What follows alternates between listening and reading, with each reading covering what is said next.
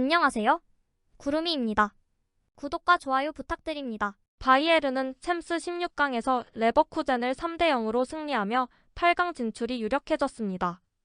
바이에른 9번의 해리케인이 전반 9분에 올리세의 크로스를 헤딩으로 선제골을 넣었고, 이어서 54분에 키퍼의 실수로 무시알라가 득점에 성공했습니다. 75분엔 페널티킥을 해리케인이 성공하며 바벨이 예측한 것처럼 큰 점수차로 알론소의 레버쿠젠을 처음으로 이겼습니다. 분데스리가에서는 두 번의 경기가 무승부로 끝났었고, 레버쿠젠은 DFB 포칼에서 바이에른을 탈락시켰었습니다. 2차전을 잘 마무리한다면 바이에른은 8강에서 인터 밀란을 만날 가능성이 높습니다.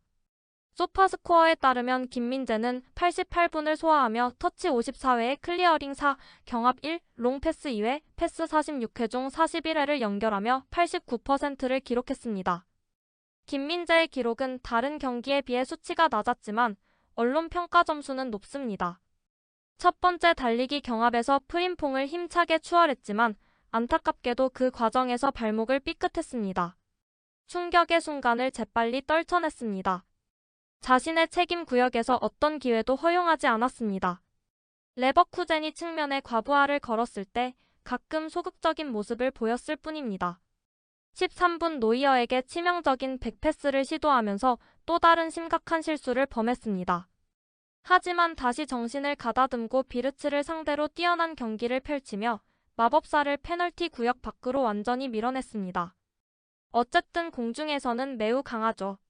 최근 몇 주 동안 안정적인 경기력을 보여줬기 때문에 왼쪽 센터백으로 기용되었습니다. 경기 초반 프림퐁과의 경합으로 부상을 당해 치료를 받아야 했습니다. 하지만 경기를 계속할 수 있었습니다. 매우 자신감이 있었습니다.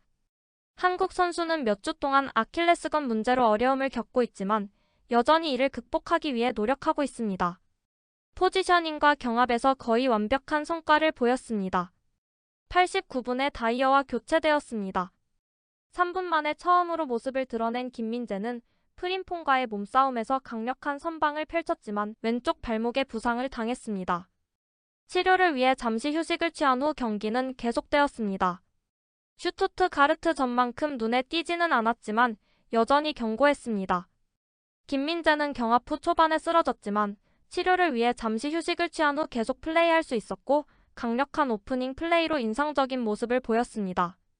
김민재는 민헨의 윙어들을 반복적으로 찾아내어 팀을 레버쿠젠의 압박으로부터 해방시켰습니다. 수비 중앙에서 침착함을 뽐내며 경기에서 승리했습니다. 김민재의 완벽한 전역이었습니다. 마이클 올리세를 근소한 차이로 제친 무시알라는 바이에른 최고의 공격수 또는 그중 한 명이라고 불릴 만합니다. 놀라운 경기를 펼쳤고 행운의 골을 넣었으며 전반적으로 바이에른의 공격에 매우 중요한 역할을 했습니다. 운이 좋았다고 말하지만 사실 그 골은 놀라운 포지셔닝과 리액션 덕분이었습니다. 해리케인은 바이에른 유니폼을 입고 두 번이나 골대 뒤쪽으로 공을 보내며 멋진 밤을 보냈습니다. 바이에른 뮌헨이 로베르트 레반도프스키를 성공적으로 대체했다는 것은 의심의 여지가 없었지만 골을 넣을 때마다 해리케인이 바이에른 뮌헨의 남자라는 것이 점점 더 분명해지고 있으며 해리가 필요할 땐 그 자리에 나타날 것입니다.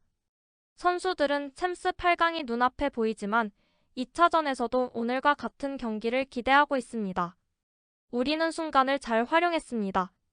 첫 번째 골은 갑작스러웠고 큰 기회는 아니었지만 그 순간을 잘 활용했고 경기에 적응한 것 같습니다. 선제골 이후 여전히 정말 팽팽했지만 두 번째 골은 우리가 활용한 실수였고 퇴장으로 인해 모멘텀이 계속 우리에게 유리하게 흘러갔습니다. 팔리냐가 마지막에 또 다른 골을 넣었으면 좋았겠지만 전반적으로 정말 압도적인 경기였습니다. 하지만 언제나 그렇듯이 1차전이고 흥분해서는 안 됩니다. 레버쿠젠이 얼마나 강력한 팀인지 알고 있고 위협적일 수 있다는 것을 알고 있으며 다음 주는 힘들 것입니다. 모든 승리는 즐겁습니다. 특히 이런 격돌에서는 좋은 분위기를 만들어냅니다. 우리가 처음부터 날카로웠다는 걸 알 수 있었습니다. 경기장의 에너지와 강렬함을 불어넣고 싶습니다. 90분 내내 잘했고 더 많은 골을 넣을 수도 있었습니다. 하지만 3대 0으로 이긴 덕분에 우리는 좋은 위치에 서게 되었고 다음 주 경기에도 똑같은 방식으로 임하고 싶습니다. 레버쿠젠에 대한 이점을 취하는 것이 중요했습니다. 항상 두 번째 경기가 승부를 가릅니다. 이점은 아무것도 바꾸지 않습니다. 우리는 같은 방식으로 그 경기에 임해야 하며 강도와 에너지를 만들어낸다면 우리는 매우 좋은 팀으로서 모든 경기에서 이길 수 있고 이기고 싶어 합니다. 우리는 그 점을 다가올 경기에 적용할 것입니다. 아직 전반전이 끝났을 뿐입니다. 우리는 홈에서 이기기로 결심했고 코치의 지시를 따르며 공격적으로 나섰고 함께 수비했습니다. 우리는 레버쿠젠과 그들의 코치를 매우 존경해요. 우리는 흥분하지 않을 것이며 다음 주에 원정에서도 이길 겁니다.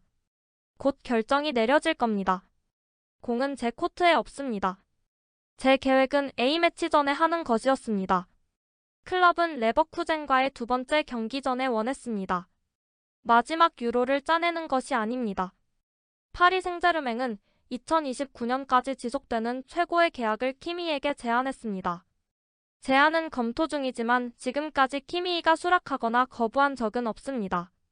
지난 48시간 동안 에벨과 키미이 사이에 긍정적인 논의가 더 있었고 키미이는 다시 한번 계약 연장 의사를 표명했습니다. 새로운 논의는 목요일부터 시작될 예정입니다. 전반전일 뿐이고 우리는 2차전에 집중하고 있습니다. 지금까지의 시즌에서 가장 중요한 경기였지만 더 중요한 경기가 있기를 바랍니다. 우리는 항상 그랬듯이 침착함을 유지하고 있으며 항상 준비가 되어 있다는 것을 보여주었습니다. 우리는 많은 것을 제대로 했습니다. 그렇지 않으면 그런 팀을 이길 수 없습니다. 우리는 오늘 잘한 것을 다음 주에 반복해야 합니다. 지금은 칭찬할 때가 아닙니다. 물론 선수들은 행복할 수 있지만 우리는 보험에 초점을 맞추고 화요일로 넘어갈 것입니다. 아직 만우에 대한 정보는 없지만 두 번째 득점을 축하하는 동안 부상을 당한 것은 사실입니다. 종아리 부상인 듯합니다. 기다려봐야죠. 데뷔하기 더 쉬운 게임도 있습니다. 그는 매우 차분하고 자신감이 넘칩니다. 압력을 가하지 않을 겁니다. 우리는 항상 모든 포지션에서 스쿼드를 사용했고 앞으로도 계속 사용해야 합니다. 우리 스쿼드에는 그럴 만한 재능이 있다는 걸 알고 있습니다. 바이에른 팬들은 라이벌 레버쿠젠에게 대패를 안겨 만족하며 콤파니 감독과 선수들에게 박수를 보내고 있습니다. 정말 중요한 승리입니다. 안전하게 한 골 더 넣을 수 있었으면 좋았겠지만요. 레버쿠젠은 아직 창밖을 벗어나지 않았지만 오늘 강력한 경기였습니다. 대단한 경기였어요. 우리가 겨우 3대0으로 이겼다는 사실이 이 경기에 대한 모든 것을 말해줍니다. 레버쿠젠에 대한 진정한 성명서 와우 축하합니다. 여러분 화요일에 다시 한번 최선을 다해주세요. 우리의 뛰어난 경기였고 우리는 이길 자격이 있었지만 한두 골을 더 넣었어야 했습니다. 하지만 이제 우리는 득점차를 기반으로 힘을 낼 수 있습니다. 한 골 더 넣어서 4대0으로 못 이긴 건 아쉽긴 하네요.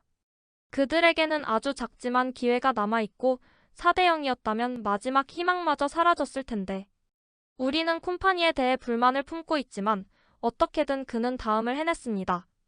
첫째로 분데스리가 정상에 올라 8점 차를 만들어냈고 둘째로 마침내 레버쿠젠을 꺾어 챔스 8강 진출을 거의 확정지었습니다. 오늘 콤파니는 마침내 완고한 시스템으로 다음 펩이 되려는 시도를 멈추고 이제는 다음 유프 하인케스가 되려고 노력하고 있습니다. 월요일에는 압박을 가하고 화요일에는 티키타카를 하고 수요일에는 버스를 주차할 수 있는 코치가 되려고 노력하고 있습니다. 저는 전적으로 지지합니다. 정말 훌륭한 팀 경기였습니다. 이제 중요한 몇 달 동안 이런 기세를 유지하는 게 중요합니다. 8강전에서 인테르 밀란을 기대하지만 쉽지 않을 듯합니다. 구독과 좋아요는 제작하는데 큰 힘이 됩니다. 감사합니다. 다음에 또 보아요.